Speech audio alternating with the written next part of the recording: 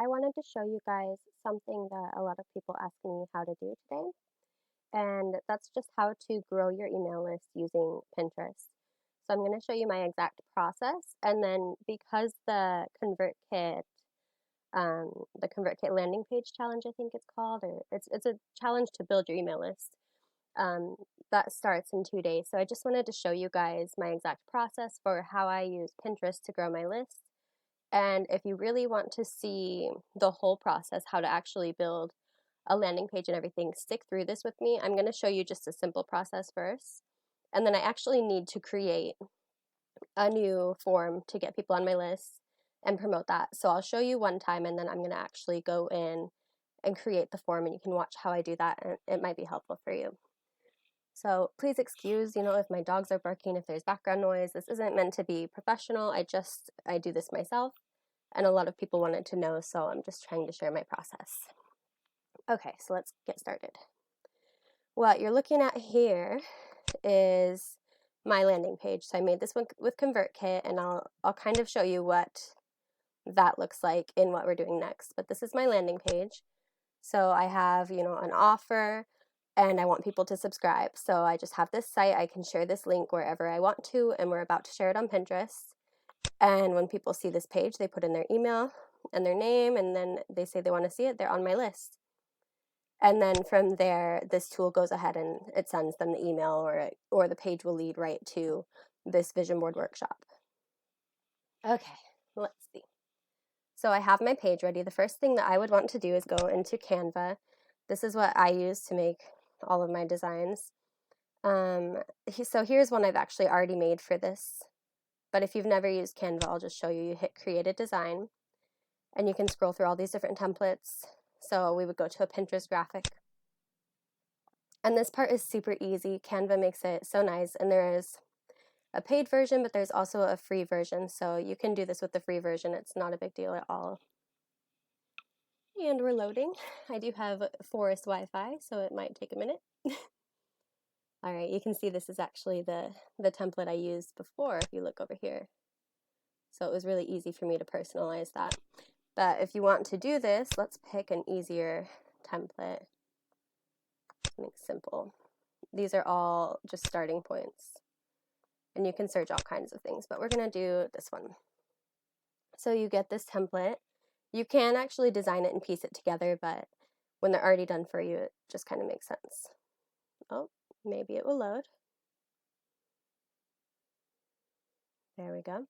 So you can personalize everything in this. I'm going to go into my uploads, all my photos, and I'm going to drag whatever I wanted. So it's a vision board. Maybe I want to, capture people's dreams, or look dreamy with champagne, I guess. Is that champagne? Don't judge this. All right, so with the picture, if you notice, it's a little different looking than the picture I had. That's just a filter, so I'm just going to say no filter. I want it how it was, and then I can come in here and I can change everything. So I'm not actually going to make this one because, well, I guess I should, huh? No, I'm not going to. I already did one and I don't want to do more. But I'll show you. You can change all the text. You can change it here. Maybe. You go ahead and put your site in. Whatever you want to do. You can change it to your branding. So I don't like this font. Maybe I have my brand fonts already here. I can change that to my brand font, and it's done. You can change the colors to make it on brand. You can play with all these different design tools. And then once you have it, you hit the little download button, and you save it, and you have your graphic. So we're going to pretend I actually did that. I'll show you with this one. I didn't want to design anyone. Okay, so just to recap, right, I have my page already, and I'm just making a pin for it to share, because when you pin to Pinterest, you have to have a picture. So this is the picture that I made before. I'll share it. Usually my pins have my website or something on them, but this webinar is a little different from the rest of my brand. I'll pick what I want to download, save it.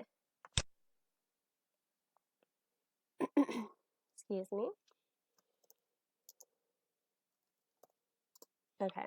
And I want to show you something else too. When you share to Pinterest, you don't just have to share the one, especially when it's just like visuals like this and it's not a photo. I did a couple different versions for the same thing. So I've already pinned all of these. I just wanted to make sure that it was eye-catching in different ways so that a variety of different people and in different feeds and different search results, it would stand out. So I did a couple different ones, and then in Pinterest, I can also look at what's performing best and do more of what's working well. So we've done that. We're done with Canva for now. The next thing that you can do when you're scheduling it is you can go right into Pinterest. I'm going to show you how to use Tailwind in a minute if you would like to see that. So stick around till the very end if you want to see how to use Tailwind. It's a scheduler for Pinterest. But now I have my design, I've saved it, I have my link, so I'm ready to make my pin. So you go into Pinterest and do the little create pin button. Maybe. Perhaps, huh?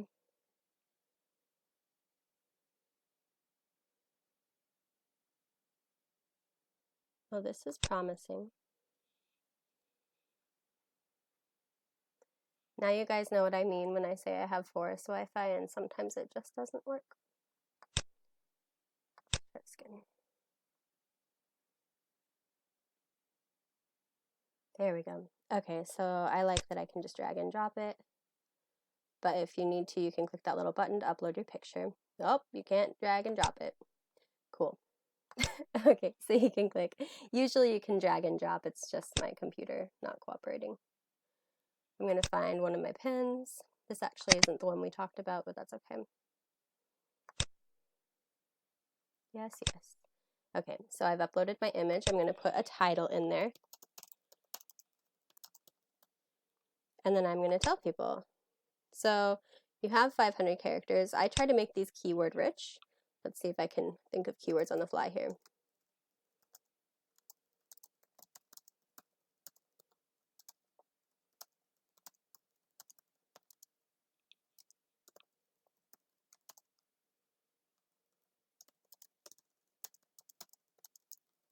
Okay, there we go. So with these, I don't think people really look at the captions or descriptions very much on Pinterest. I try to make them cohesive sentences and questions that just get people excited. But really what I'm doing is putting in phrases that people might search for because Pinterest is a search engine. So people are going to come into Pinterest and search in the little search bar for whatever they want. So they might search vision board. They might say effective vision board, make a vision board work, things like that. So I try to put those into here so that it actually translates to what they're searching for and it comes up in their results. So when you're typing your pin description, just make sure you put yourself in the shoes of your audience. Try to imagine who they are, where they're coming from, and why they would come to your pin. Like, what would they search that this would be exactly what they wanted to find. So then I'm going to take the link to the page and put that in here as the destination link. So now when people click on this pin, it's going to take them to that link. Okay, and then you can choose when to publish it. You can do some other options. We're just going to keep it simple. And I'm going to put this on my board. Publish.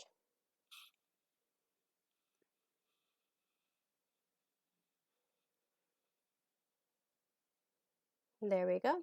I have created a pin. You can promote your pins, and that's a pretty easy process. So if you wanted to promote it to more people, you can put some money behind it, and it will show up as a sponsored pin as well.